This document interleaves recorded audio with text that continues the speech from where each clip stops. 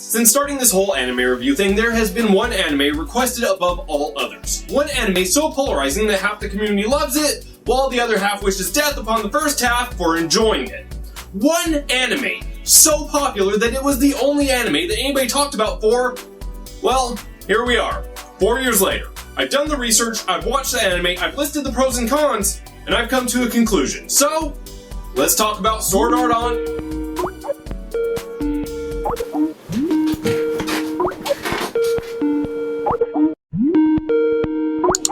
Hello? Hey man, what you doing? Recording my Sword Art Online review. Remember, we talked about this. Yeah, I don't got anything going on either. We should do a review together. I'm already doing a review. Right now. For Sword Art Online. Pokemon!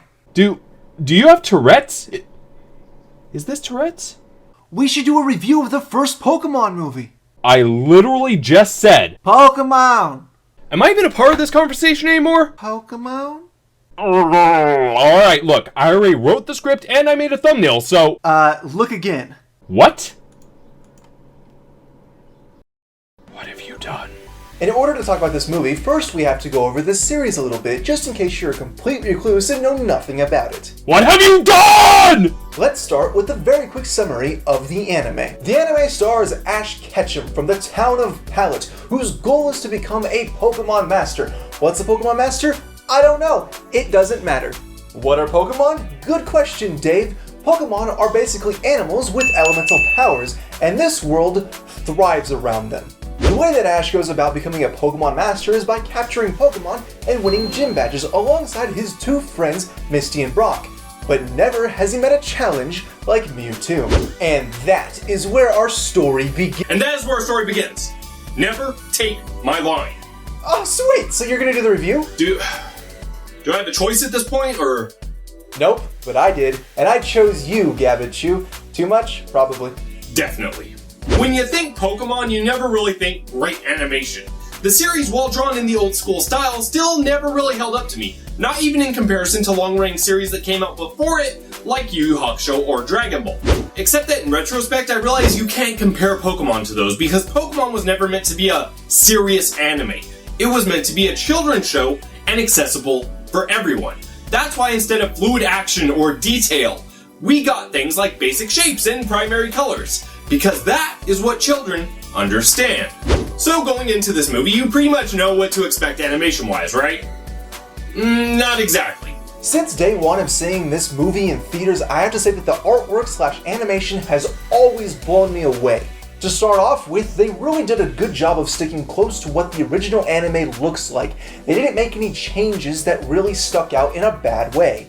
Anyways, this seemed like it was a huge leap from the initial anime as far as it all went. Right off the bat, this movie sets itself apart by showing what I think may be one of the best animated and most atmospheric scenes in the entirety of the franchise, and jumping right from that into what is probably the best fight thus far in the series. When I was a kid, this shit blew me away. It was Pokemon, but it wasn't the Pokemon I was used to. Real effort went into a lot of this movie, and you could tell. This looked real crisp, yo. The backgrounds were always very beautiful to look at, and in my mind, they still hold up today. There's sort of a painted look to them that has always left me in awe. And the actual characters themselves look pretty damn good. And the characters are kind of one of my major issues here, because, well, there's nothing special about them. The lines are a little crisper, the color is a little brighter, but it's basically the same as the show. Also, there's Brock's shirt. What's the matter there, buddy? A little wardrobe malfunction? A little Janet Jackson action going on? Okay, so the animation wasn't perfect. Oh, I am not even close to done. Alright, so the random CGI looks bad. Back in the day, it never really stuck out to me, but nowadays I can't help but notice it in a negative light. It's obvious when it shows up, which is disappointing since the rest of the animation is spot on. What about continuity? Who?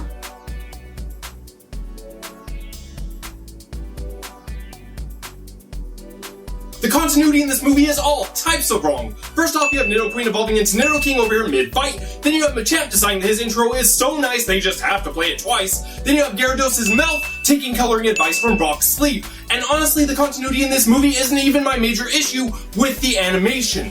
While admittedly the animation is better in the movie than the series, it still has a ton of the same sins, like animation loops, still frames, and mouth flaps, and these problems are consistent throughout the entire damn thing. Where did all of the money go that you got from shaking down parents so that their kids wouldn't have hate seizures and end up throwing them in homes? Huh, Satoshi? Did you waste it all on a cocaine mountain so that a decade later you would have inspiration to make shit like Clef Key? What the fuck even is this thing? I don't have to catch that. I got that in my pocket right now. Ooh, look! Go, mundane household objects! Okay, so the animation wasn't perfect, but the music makes up for it. Like hell it does! Shut up, this is my review! So, I'm probably not the best to talk about voice acting, but I do have some things to say.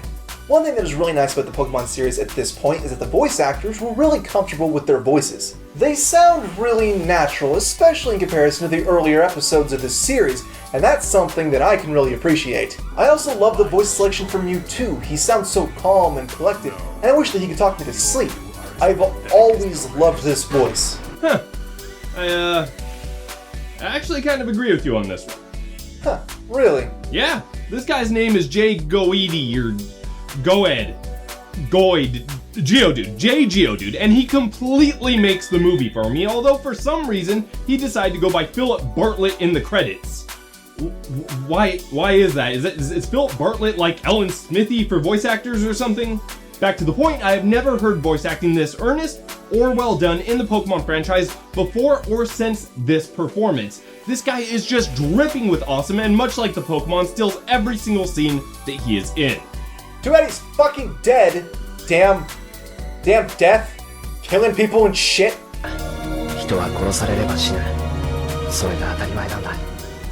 Although I will say that there was one voice actor that sounded like every single line he said was just one step closer to cashing his paycheck, and that was Giovanni. This guy, for all intents and purposes, is our main big bad, but somehow he seems to get less screen time than Nidoqueen. Seriously, I counted.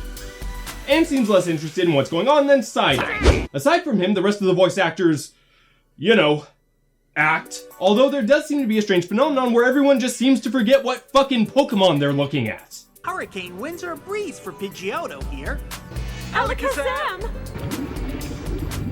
Sandshrew? The worst part about these is that they acknowledge that they noticed the issues, but they were too lazy to change them before the movie came out. They thought it was charming. So there are two things that we need to talk about when discussing music. There's the soundtrack, and then there's the score. Honestly, I can see how someone would absolutely despise the whole soundtrack, but when it comes to songs that they picked to be in the movie, I think they did a great job. To start the movie off, we get a sweet cover of the original Pokemon theme, and while I enjoy the original much better, probably for nostalgic reasons, this version is better produced, and it can be argued that the singer sounds better. Also, what better way to start off your Pokemon movie than with the Pokemon theme song? Again, I agree. This movie came out in 1998, and this song goes to show it by taking what we all knew and loved and making it more energetic. The song to me kinda sounds like a child's version of the whole Attitude Era thing that was going around at the time in things like music with bands like Limp Bizkit and Korn, and even in professional wrestling. Oh, so you mean like NWO or DX? Yeah, or, backyard wrestling. Doesn't this look right? You wearing the belt?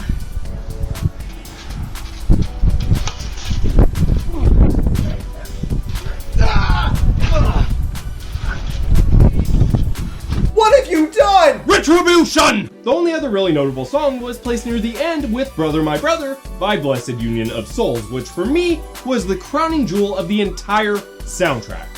It is totally hokey in the context of the movie and how they use it, but you know what? I don't care. It's a good song on its own, and honestly, it gets me every single time. The other parts of the soundtrack were thrown in at the credits, and they fit the era, but like I said, I can understand if you can't stand them. Weirdly enough, I shouldn't like this soundtrack, not by my musical taste nowadays at least. You have Christina Aguilera on the outro, followed by 98 Degrees, Aaron Carter, and Bewitched, and if you didn't recognize any of those last three, don't worry about it. No one else would nowadays either. Oh, Pokemon snapped and Muck just used Fire Punch because that was a sick burn. But strangely enough, I do like it. It might be a mixture of the nostalgia or the fact that the music really seems to fit that childlike tone, but either way, even while rewatching it, it just felt right. As far as the score goes, I have almost nothing but good things to say.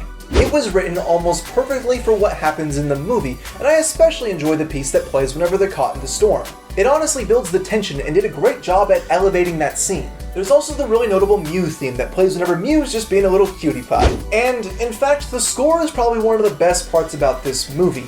If you can't enjoy what great music this is, then you need a hug. Or a cupcake. Ta-da! Ash is our main character, and he's very ignorant. He sort of takes that determined but oblivious character to the extreme. Brock and Misty, who Shinto will talk about in just a bit, practically serve as his brain. But who is Ash? Well, he's a Pokemon trainer who wants to be the best like no one ever was. A lot of people don't like Ash because unfortunately, a lot of times he just gets by on a whim. If it wasn't for how lucky he was, he wouldn't get anywhere. But he is a determined character, and throughout the show he grows quite a lot. And we see a lot of growth in this movie. Brock and Misty are two gym leaders that Ash couldn't beat, yet for whatever reason follow him around like he was born to a virgin in a stable. I'm too lazy to look up their last names, but with our main character being called Ash Ketchum, I'm gonna assume their names are Brock Rockham and Misty Moistum. Misty is a water trainer that Ash first meets when he steals her bike. Now these two are the first anime pair that I ever shipped, because I'm pretty sure everyone did. Only I didn't because fuck Ash! I wanted to be with Misty, and if I could find a real equivalent that wasn't perpetually stuck at the age of 14 for the last 20 years, I'd still want to be with her, damn it! Because, and this is science, so you can't even argue with it, opinionated redheads are hot. So if Misty is a water trainer, what kind of trainer is Brock? Brock. Zubats! He's a Zubat trainer! Get it? Because he's blind as a fuck. This guy is kind of pointless. I mean, he's sorta knowledgeable and he cooks, but the other and far more prominent trait about him is that he's hornier than Satan wearing a Viking helmet. Seriously, unless it's Misty or Jessie, this guy will try to stick his blind dick in anything, which always confused me because, again, opinionated redheads are hot.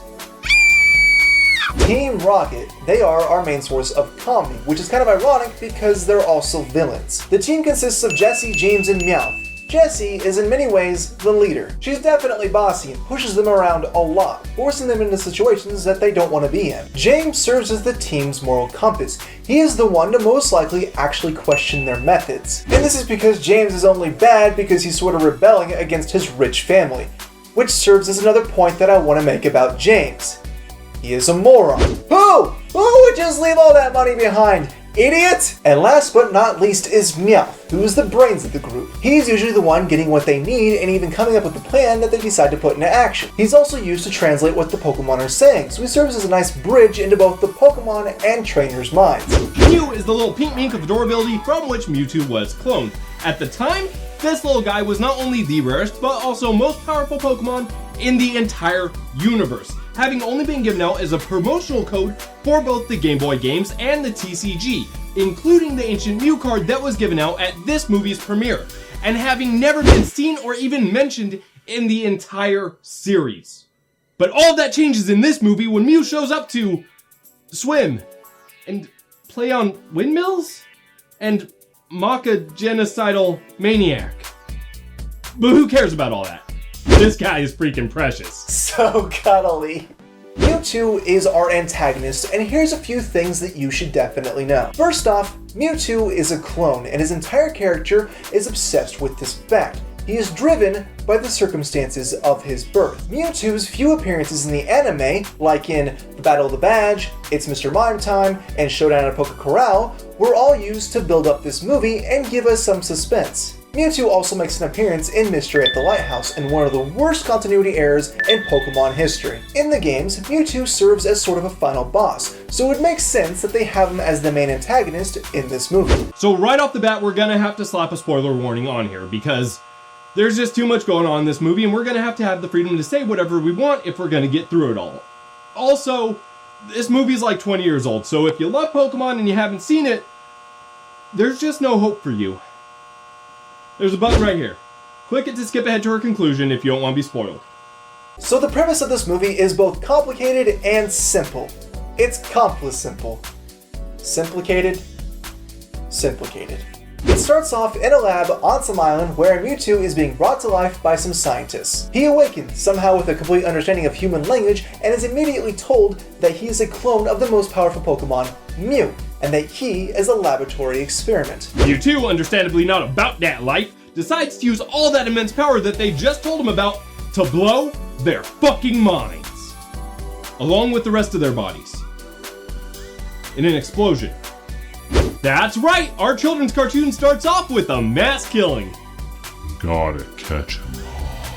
Soon after, Giovanni shows up and tells Mewtwo that he can help him control his powers, and that together they can rule the world.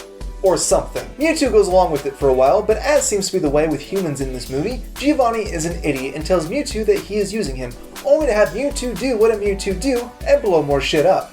That brings us to our hero, Ash, who's in the middle of a heated Pokemon battle as a camera strapped to a Fearow watches from overhead.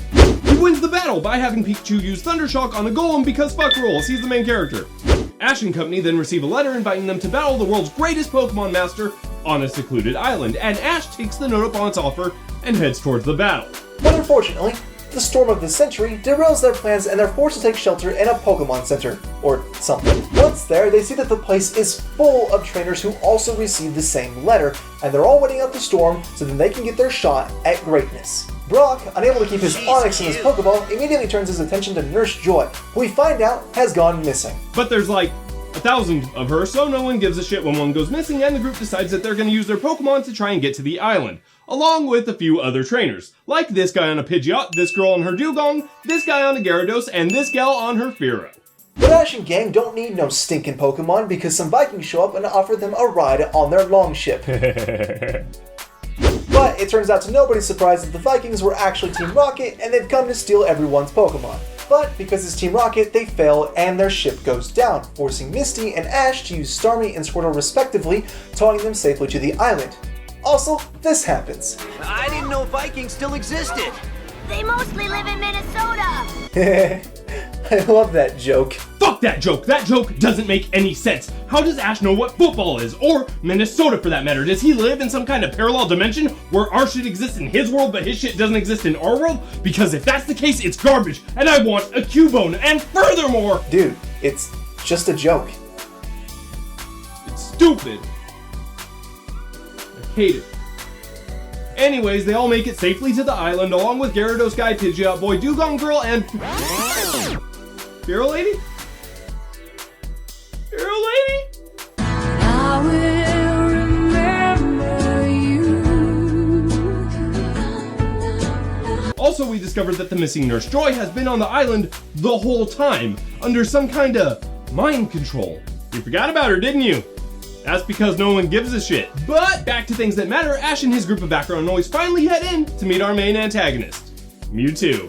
Nobody seems to take too kindly the world's greatest Pokemon master being a Pokemon, so they each take their turns attacking Mewtwo. But because Mewtwo is an absolute badass, he takes down Rhyhorn and Gyarados with no problem. Ash then formally challenges Mewtwo, so they move to a stadium where some of the coolest, but shortest, fights take place. It's Venusaur, Blastoise, and Charizard taking on the clones, but unfortunately, the originals can't pick up the win. Mewtwo then decides that he's going to strip every one of their Pokemon with evil Pokeballs in order to create clones.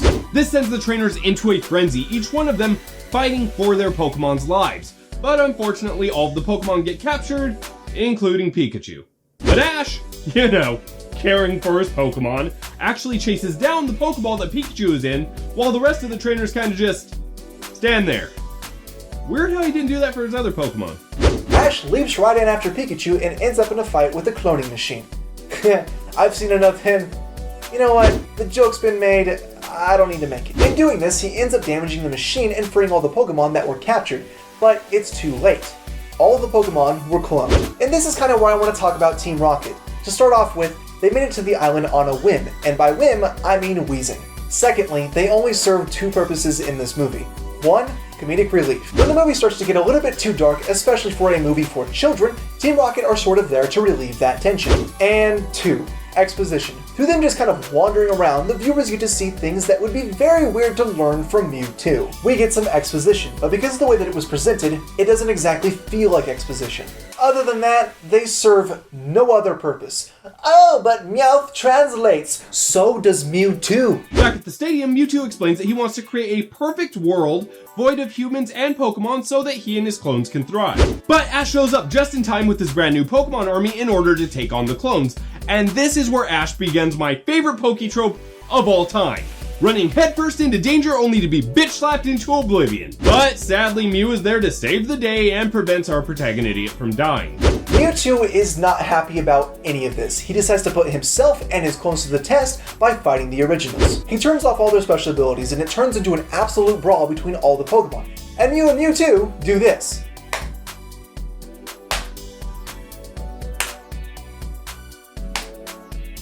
This is all while the trainers look on and do nothing. What is their problem? All they do is watch these Pokemon kill each other. Is this the bystander effect? This is where one of the big themes comes into play.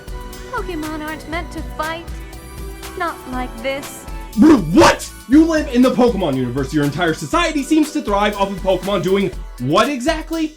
Oh yeah, fighting. Where the hell have you been? You are the nurse. You literally tend to the injuries. The message of this movie seems to go against the theme of the entire franchise. How can you push don't fight when all of the money that you made is from a franchise about fighting? Or is it just that Nurse Joy likes to get off on Pokemon using flamethrowers and high pressure water cannons instead of their fists? You sick bitch! The only way that I could see this theme working is if it's meant that Pokemon aren't supposed to fight like this. They're supposed to battle in some form of sanctioned match and not try to kill each other, which I believe this movie is trying to say. Unfortunately though, this movie doesn't explicitly say that, so what do? So Ash's balls finally drop and he decides that he's had enough. He runs out onto the battlefield in order to stop the fighting. He's gonna do it. Ash is gonna save the... Well... Fuck. After Ash gets all Medusa, the Pokemon start to see the error of their ways, and Misty delivers, hands down, my favorite line in the entire movie. Please, no. This line has always struck me as though the actress wasn't even acting anymore. It feels so emotional and real, and it always gets my heart every time. Please, no. Heart! So Pikachu begins to cry, and much like vomiting, this causes the other Pokemon to cry when something magically stupid happens, and all of their tears begin to join together and float towards the Ash statue, which brings him back to life. Back to life. It brings him back to life. The love tears bring him back to life. Back to life! So with Ash back alive, Mewtwo sees that true power comes from love, and not genocide. Who'da thunk it? With a change of heart and sudden belief in humanity, Mewtwo decides to take his clones and go live with them in peace. But not before wiping everyone's memories and sending them back to the Pokemon Center because fuck lessons, who needs those? Let's just erase it all and pretend like it never happened! And this is my major problem with this movie. The ending is basically a giant middle finger to everybody in the audience saying, hey, you know all that shit you just spent an hour and a half watching? Well, none of it matters now. You see, it's literally worse than an It Was All a Dream ending, because at least with that, the main character can remember the dream and grow from it. In this, Ash and the rest of the group just get shafted, and the only character that even remembers anything or learns from it at all is Mewtwo, who, surprise, never makes another appearance in the entire series. 4 quick questions here, movie. Why did you do this to me? How do I get my life back? Why did you do this to me? And fuck you! And yes, I realize that last one wasn't a question, but guess what? Your ending wasn't an ending.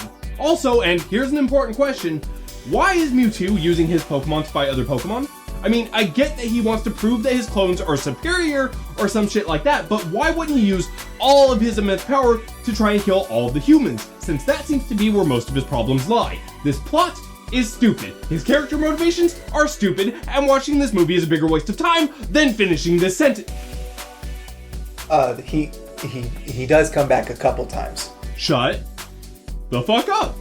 Now, when intending to look at this completely objectively, it's really hard to say that this film is good. It's definitely iconic, but that doesn't make it good. There's also something really important to take into account. This movie was flat out made for children, and sad, grown adults really shouldn't be the ones deciding whether or not it's good. There is a distinction in film that is kid-friendly and film that is for kids. Most of what Pixar or Studio Ghibli put out are kid-friendly, while the Pokemon movie was flat out made for children. My point is, there is something to keep in mind when looking at films that are kid-friendly. Are they kid-friendly or made for kids?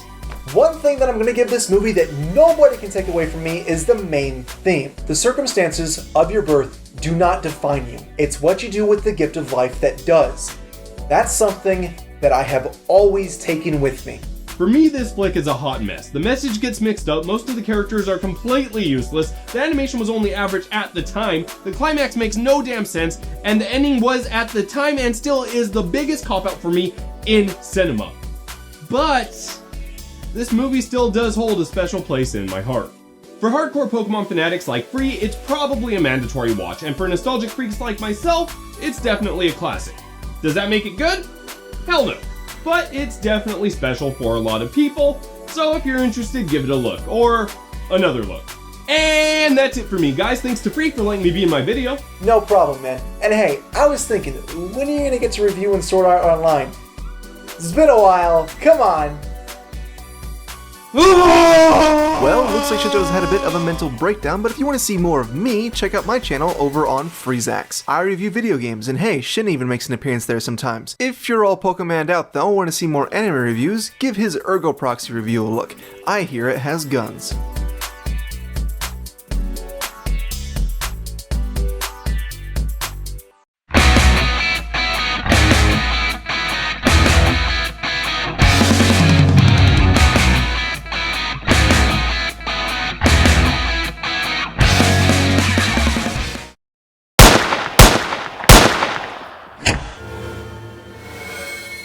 Steins Gate. I was supposed to do it this time, but got a little bit behind schedule, so yeah.